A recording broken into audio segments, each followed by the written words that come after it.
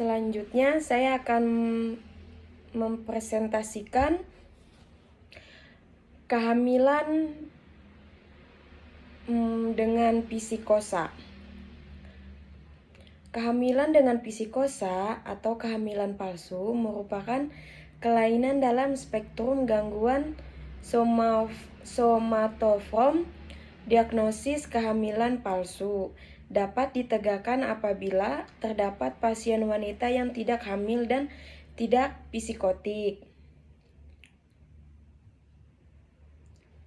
memiliki gejala-gejala seperti mual, muntah, amenorea, perut membesar, perubahan payudara, perubahan suasana hati, dengan sebagainya.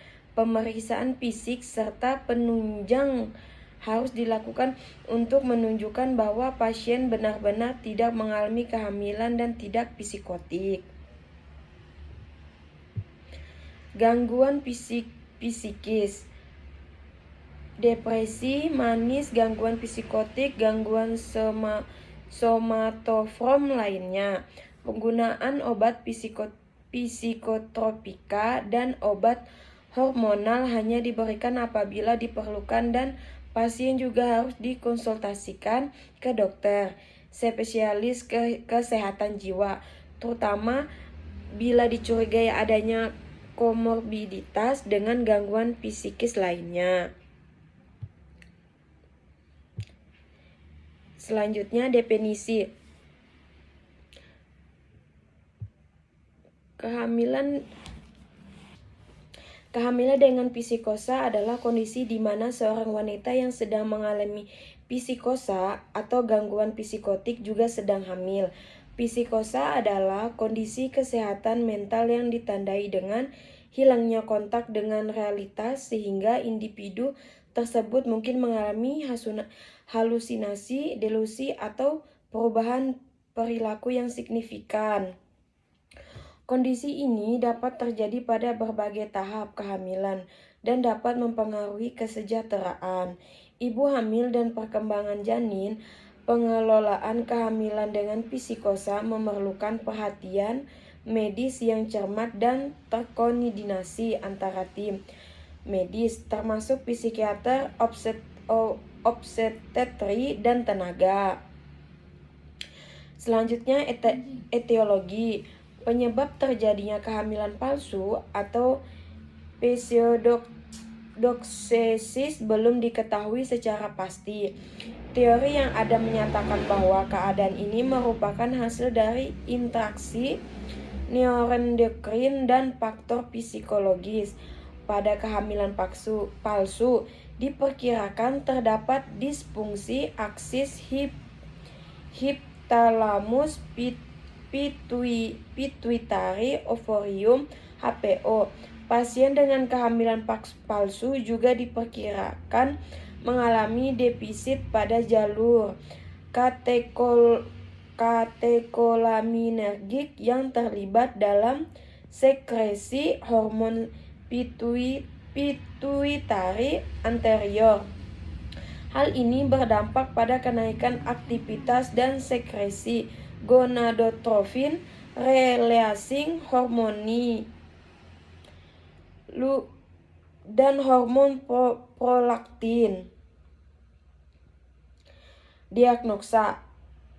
Menurut diagnosa, kehamilan palsu atau pseudoksis dimasukkan ke dalam klasifikasi baru, yaitu gangguan gejala psikotik dan kelainan terkait yang tidak spesifik.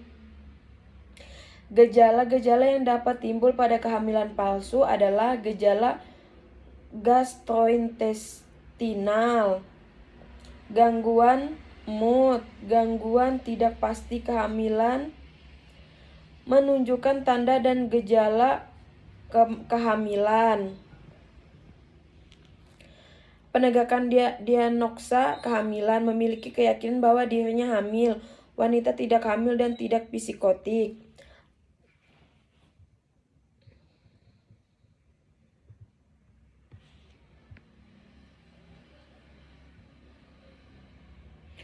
Faktor risiko. Riwayat gangguan mental. Wanita yang memiliki riwayat gangguan mental seperti skizofrenia, gangguan bipolar, atau gangguan psikotik lainnya. 2. Riwayat psikosa pada kehamilan sebelumnya. Jika seorang wanita telah mengalami psikosa selama kehamilan sebelumnya. 3. Kurangnya dukungan sosial. 4. Stres lingkungan. 5. Penghentian obat-obatan. 6. Komplikasi kesehatan selama kehamilan. 7. Perubahan hormonal. 8. Perubahan peran dan identitas. 9. Ketidakstabilan emosional. 10. Riwayat trauma kekerasan. Klasifikasi dengan psikosa. Klasifikasi kehamilan dengan psikosa dalam mencakup beberapa kategori berdasarkan berbagai faktor termasuk beratnya gejala psikosa, respon terhadap pengobatan, dan dampaknya pada ibu dan janin. Berikut adalah beberapa klasifikasi yang umum digunakan. Gejala berat, gejala dengan psikosa tinggi, gejala dengan risiko tinggi, gejala ringan, gejala sedang. Komplikasi kehamilan dengan psikosa. Kehamilan dengan psikosa dapat membawa beberapa komplikasi potensial bagi ibu maupun janin. Berikut adalah beberapa komplikasi yang mungkin terjadi. 1. Pemburukan gejala psikosa. 2. Risiko kesehatan mental ibu. 3. Menggunakan obat-obatan. 4. Perawatan medis yang kompleks. 5. Dampak pada perkembangan janin. 6. Keselamatan diri dan janin.